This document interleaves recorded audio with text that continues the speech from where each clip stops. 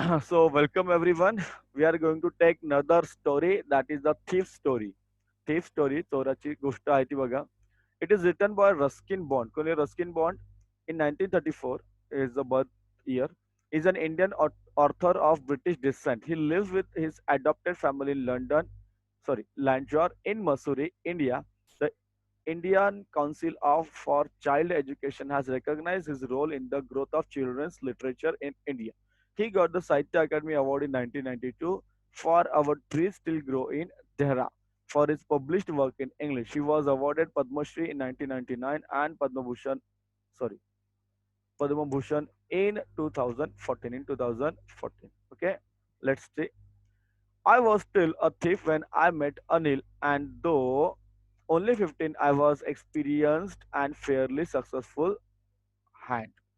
Anil was watching a wrestling match when I approached him. He was about 25, a tall, lean fellow, and he looked easy going. Kind and simple enough for my purpose. I hadn't had much luck of late, and though thought I might be able to get into the young man's confidence. Into young man's confidence. That you look a bit of wrestler yourself, I said. A little flattery helps in making friends. So he wanted to make him friends, so he said that you look like a wrestler. So do you, he replied, which put me off for a moment because at that time I was rather thin. So he was rather thin, but he said, yes, you also look like a wrestler. Well, I said modestly, I do wrestle a bit. Yes, I do wrestle a bit. What's your name? Hari Singh. I lied. Okay. I took a new name every month that kept me ahead of the police and my former employers. After this introduction, Anil talked about well oiled wrestlers who were grunting, lifting, and throwing each other about. I didn't have much to say. Anil walked away. I followed casually. Hello again. Yes, so I gave him my most appealing smile. I want to work for you, I said, but I can't pay you. I thought that over a minute, perhaps I had misjudged my man. Okay, I have misjudged my man. Okay, go ahead. Let's go ahead. I asked, "Can you feed me?" Yes, he said. "Can you cook?" I can cook. If you can cook, then maybe I can feed you. Then maybe I can feed you.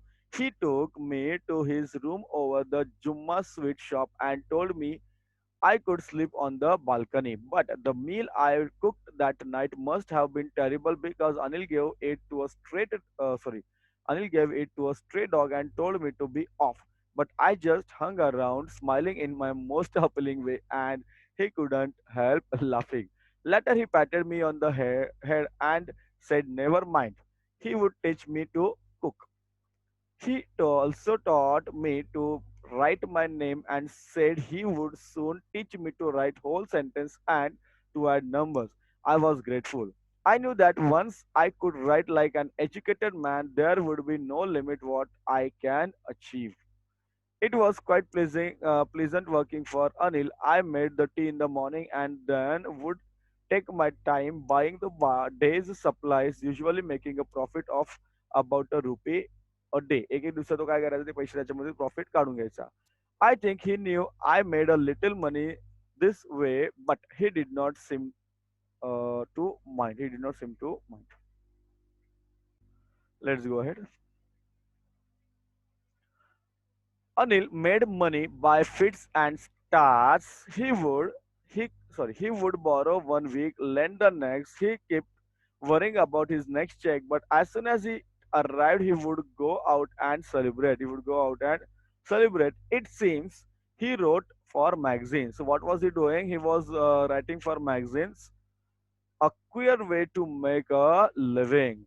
One evening, he came home with a small bundle of notes saying he had just sold a book to a publisher. At night, I saw him tuck the money under the mattress.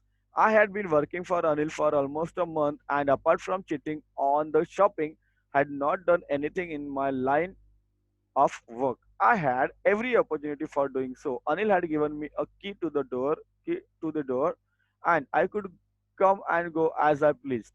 He was the most trusting person I had ever met.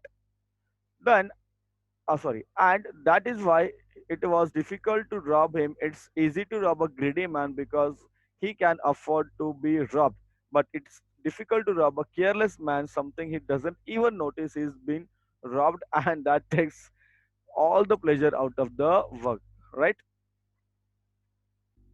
Then next, so he thought that he should not rob that person.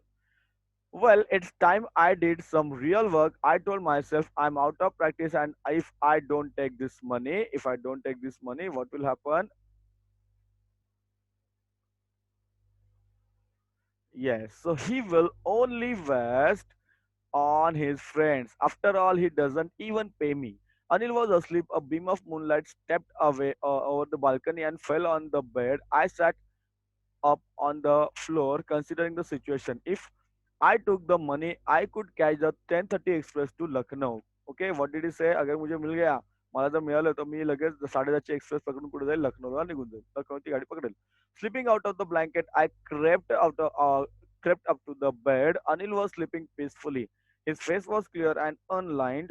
Even I had more marks on my face, though mine were mostly scars. My hand slid under the mattress, searching for the notes. When I found them, I drew them out without a sound. Anis sighted in the sleep and turned on his side towards me. I was startled and quickly crawled out of the room. When I was on the road, I began to run. I had the notes at my waist, well, were there by the string of my pajamas. I slowed down to walk and counted the notes. 600 rupees in 50s. How many? So there were 600 rupees in 50s.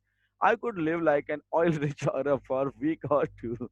So when I reached the station, I did not stop at the ticket office. I had never bought a ticket in my life, but dashed straight to the platform. The Lucknow Express was just moving out. The train had still to pick up speed, and I should have been able to jump into one of the carriages, but I hesitated for some reason. I can't explain, and I lost the chance to get away. So what happened? He did not catch the train. When the train had gone, I found myself standing alone on the deserted platform. I had no idea where to Spend the night. I had no friends, believing that friends were more trouble than help, and I did not want to make anyone curious by staying at one of the small hotels near the station. So the only person I knew really well was the man I had robbed. Leaving the station, I walked slowly through the bazaar. In my short career as a thief, I had made a study of men's faces when they had lost their goods. The greedy man showed fear, the rich man showed anger, the poor man showed acceptance. But I knew that Anil's face when he discovered the theft would show only a touch of sadness, not for the loss of money, but for the loss of trust. Next, yes. So I found myself into the Maidan and sat down on a bench. Please mute your sound. The night was chilly. It was early November, and the night drizzled. Sorry, and a light drizzle. Aditya, आवाज बंद ठेव. Light drizzle added to my discomfort. Soon it was raining quite heavily. My shirt and pajamas stuck to my skin, and a cold wind blew the rain across my face. I went back to bazaar and sat down in the shelter of the clock tower. The clock showed midnight. I felt for the notes. They were damp from the rain. On his money. In the morning, he would probably have given me 2 or 3 rupees to go to the cinema. And now I had it all.